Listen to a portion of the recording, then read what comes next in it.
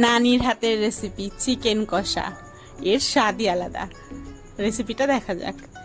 1 KG পরিমাণ মুরগির মাংস ভালোভাবে ধুয়ে পানি ঝরিয়ে নিয়েছে। এবার আদা রসুন বাটা, জিরে বাটা, শুকনো লঙ্কা বাটা আর টক দই।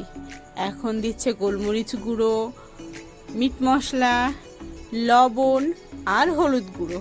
এবার এটাকে ভালো করে মাখিয়ে নেবে। হাতের সাহায্যে খুব সুন্দর করে মশলা যেন মাংসের ভিতর পর্যন্ত যায় এমনভাবে মাখিয়ে 1 ঘন্টা রেখে দেবে। এখন কড়াইয়ে তেল গরম করে এর মধ্যে কুচানো পেঁয়াজ দিয়ে ভালোভাবে লাল হওয়া পর্যন্ত ভেজে নিতে হবে।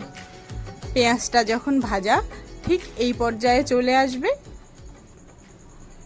তখন এর মধ্যে মাখিয়ে রাখা সেই মাংসগুলো দিয়ে দেবে। মাংস দিয়ে পেঁয়াজের সঙ্গে খুব ভালোভাবে মিশিয়ে নিতে হবে।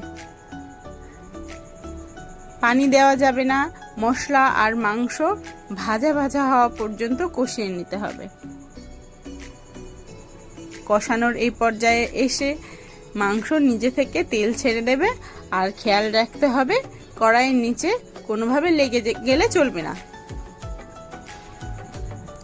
সুন্দর করে এভাবে কষা হয়ে এলে মশলার বাটি দেওয়া যে পানি ছিল সেটা দিয়ে দিতে হবে।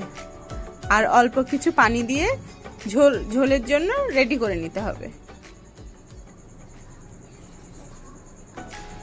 এখন ঝোলের সঙ্গে মাংসটাকে কষা কষা হয়ে এলে চিকেন কষা রেডি। এবার উপর দিয়ে একটু গরম মশলা গুঁড়ো ছিটিয়ে নামিয়ে নিলেই রেডি নানির হাতের স্পেশাল চিকেন কষা রেসিপি।